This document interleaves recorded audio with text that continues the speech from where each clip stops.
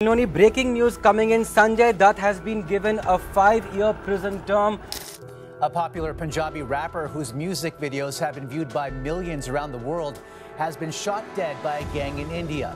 जब हम करेंगे तो पता लग ही जाएगा. सलमान खान का करेंगे, मारेंगे ही जाएंगे. जोधपुर में मारेंगे तो पता लग जाएगा इनको. एनसीपी नेता बाबा Siddiqui has been shot dead. आज हम नजर डाल रहे हैं बॉलीवुड और माफिया या अंडरवर्ल्ड के रिश्ते पे.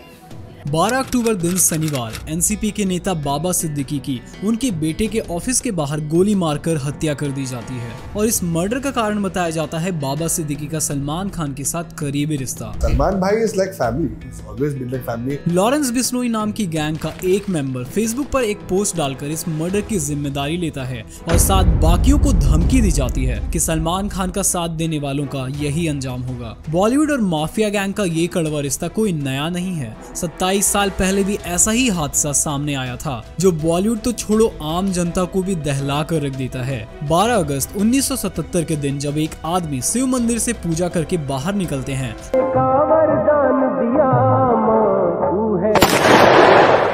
तो गोलियां मारकर उनकी हत्या कर दी जाती है. ये आदमी कोई और नहीं बल्कि म्यूजिक इंडस्ट्री के बादशाह टी सीरीज के मालिक गुलशन कुमार थे. Gulshan Kumar, who was gunned down in broad daylight while coming out of a temple in Mumbai, was initially thought to be killed by extortionists of the Dubai-based mafia. खबर आती है underworld के don Abu Salim के कहने पर गुलशन कुमार की हत्या की गई है. आज के इस वीडियो में हम बॉलीवुड एंड अंडरवर्ल्ड का नाम साथ जुड़े होने के इस कनेक्शन और रीजन को जानेंगे जो आखिर में बॉलीवुड को इतना महंगा पड़ा है कि बॉलीवुड के लोगों को इस रिश्ते की कीमत अपनी जान देकर चुकानी पड़ी है. सो बॉलीवुड और अंडरवर्ल्ड की जुड़ी हर उस कड़ी को जानेंगे इस वीडियो में. हमने हर एक चीज फैक्चुअल एंड सिंपली समराइज करके आपको बताने की कोशिश करी है, तो इस वीडियो को बिना स्किप किए एंड तक जरूर देखिएगा. Welcome to the another do facts video.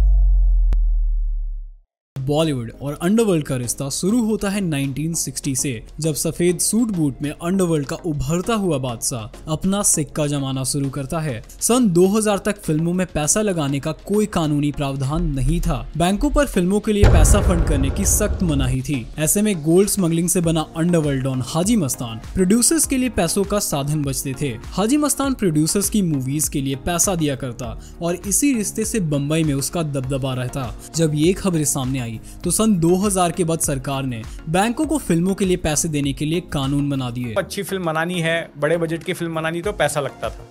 Underworld को पैसा देने को तैयार था.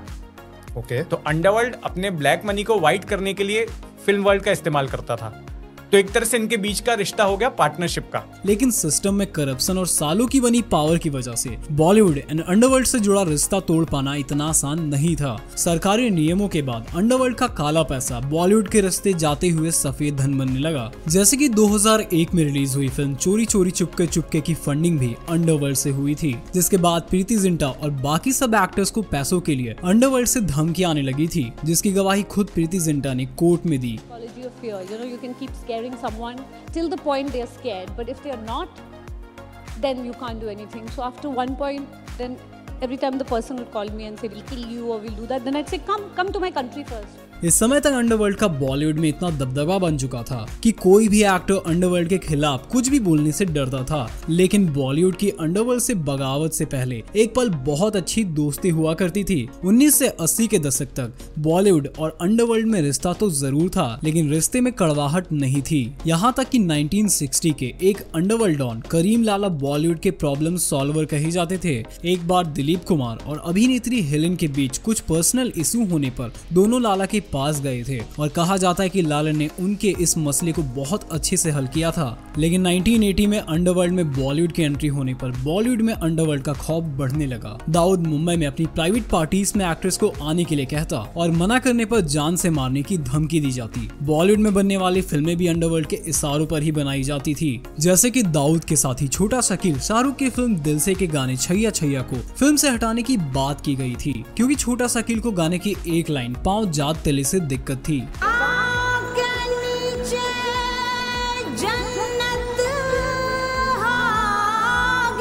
जो बॉलीवुड और अंडरवर्ल्ड का अफेयर छुपते छुपते चल रहा था, दाऊद के आने के बाद पूरे शहर में मशहूर होने लगा. डॉन्स गैंगस्टर पर मूवीज बनने लगी. बहुत सारे सेलिब्रिटीज अनिल कपूर सलमान खान के साथ तस्वीरें भी बाहर आने लगी. यहाँ तक कि बॉलीवुड की एक अदाकार मंदाकिनी के साथ तस्वीरें आने के बाद दोनों का अफेयर की खबरें भी आने लगी।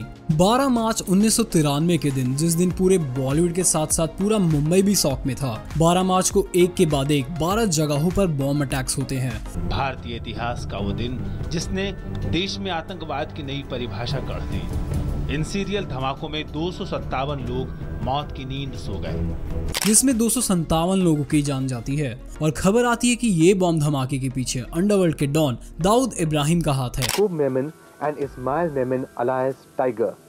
33-year-old Ismail Memon is a known smuggler. Yaqub Memon is an associate of a notorious Karachi-based smuggler Chota Shakil, who reportedly works for Dawood Ibrahim. लेकिन इससे भी बड़ा झटका बॉलीवुड और भारत को तब लगता है जब संजय दत्त का नाम इस हादसे से जोड़ा जाता है। पूछताछ शुरू किया तो उन्होंने बताया कि संजय दत्त के घर पे 3 सूटकेसेस हम छोड़ के आए हथियार की, जिनको संजय दत्त का और दाऊद का बात हुआ था, और दाऊद ने हमको बोला कि संजय दत्त के पास में वेपन रख दो और जब जैसे लगेंगे तब लेंगे हम। और बोले मैंने संजय को बोला है, संजय को ये भी बोला है कि तुमको कुछ लगा तो निकाल लो। ये हनीफ कड़ावाला और समीर इंगोरा, इनका इंट्रोगेशन में हमको मालूम पड़ा। संजय दत्त के घर से 3 AK-56 और कुछ हथियार बरामद किए जाते हैं। संजय दत्त के साथ साथ सलमान खान का भी नाम इस केस से जोड़ा गया। हालांकि बाद में इस पर कोई सबूत नहीं मिला, लेकिन बॉलीवुड और अंडरवर्ल्ड के जो रिश्ते अब तक पर्दे के पीछे छुपे थे, अब वो खुलकर सामने आने लगे। बॉलीवुड में अंडरवर्ल्ड का खौफ बढ़ता गया। दाऊद इब्राहिम के साथ करीबी रिश्ता रखने वाली एक्ट्रेस अनीता अय्यूब को प्रोड्यूसर जावेद सिद्दीकी की फिल्म में रोल के लिए मना करने पर उन्हें मार दिया गया। 1997 में गुलशन कुमार को अंडरवर्ल्ड को पैसे ना देने के लिए मार दिया जाता है। उस समय बॉलीवुड के लिए इतना खौफ था कि SRK ने खुद बताया कि अगर अंडरवर्ल्ड से आपको कुछ करने के लिए कहा जाता, उन्हें वो करना ही पड़ता। अगर मना करते तो जान भी जा सकती थी। Actually have to do this film?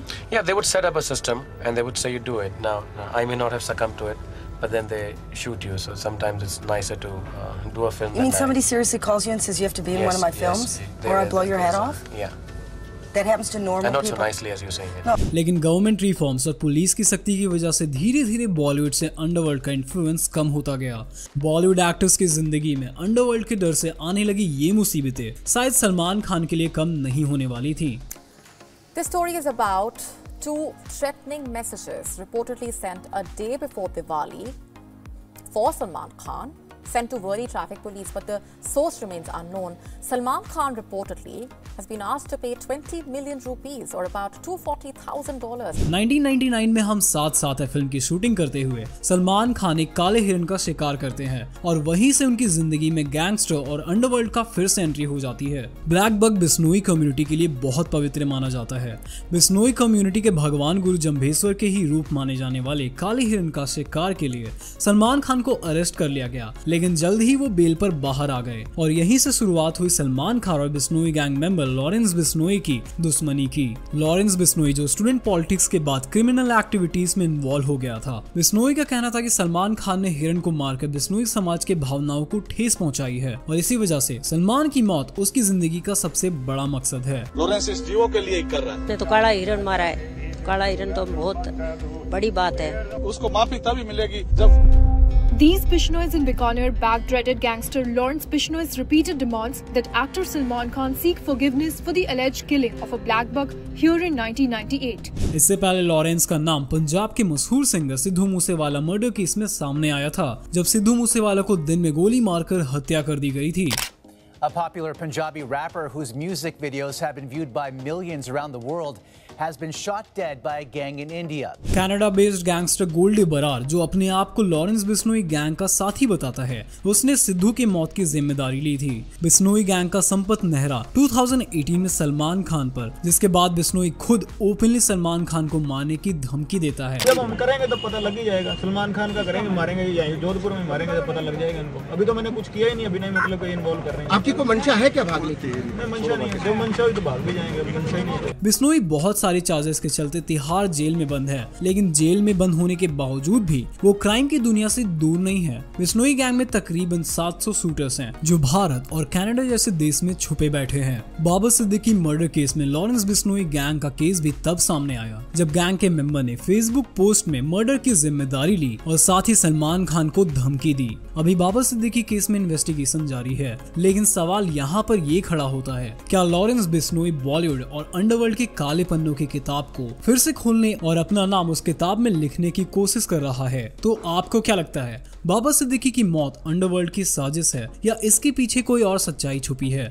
जिसे बिश्नोई गैंग का नाम देकर छुपाने की कोशिश की जा रही है, या फिर सच में लॉरेंस जेल में बैठकर इतना पावरफुल बन चुका है कि वो ऐसे high profile murder case plan कर रहा है? तो कमेंट सेक्शन में अपनी राय जरूर शेयर कीजिए और अगर आपको ये वीडियो पसंद आई तो अपने फ्रेंड्स एंड फैमिली के साथ वीडियो जरूर शेयर करिएगा। तो ऐसे ही वीडियोस को रेगुलरली देखने के लिए अभी सब्सक्राइब कर डुओ फैक्ट्स को and to get all the updates hit the bell icon now. Salman भाई is like family, is always been like family. In fact पापा के ये जो हादसे के बाद भी मेरी भाई से हर 1-2 दिन में बात होती है। He checks how is the family and everything. ये सवाल इसलिए पूछा जा रहा है क्योंकि मुंबई का लॉ एंड ऑर्डर जी सवालों के घेरे में है। आपने खुद सवाल उठाए जी, और सलमान खान और उनके परिवार को लॉरेंस बिश्नोई गैंग की धमकी मिली हुई है।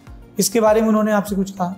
नहीं, मैं देखिए, आप जब आपके पिताजी के कोई दोस्त होते हैं तो आपके चाचा जैसे होते हैं, तो भाई और मेरी ऐसी मतलब तो आप उनको भाई बोलते हैं कि चाचा बोलते हैं? नहीं, मैं चाचा नहीं बोलता, भाई बोलता हूँ आउट ऑफ एक not as a relationship but as a tag. जैसे बाबा भाई को बाबा बोलते हैं, उनका नाम बाबा सिद्दीकी तो नहीं है ना, उनका नाम सियाउद्दीन सिद्दीकी। बाबा उनका एक उर्फ नाम है, तो भाई उनका एक पर्सोना की तरह उनको भाई बोलते हैं।